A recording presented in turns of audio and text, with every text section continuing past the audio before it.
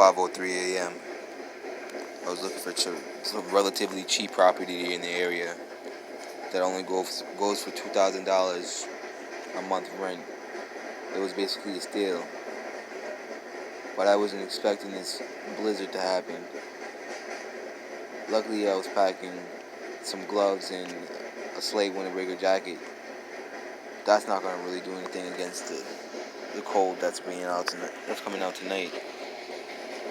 0-degree temperatures.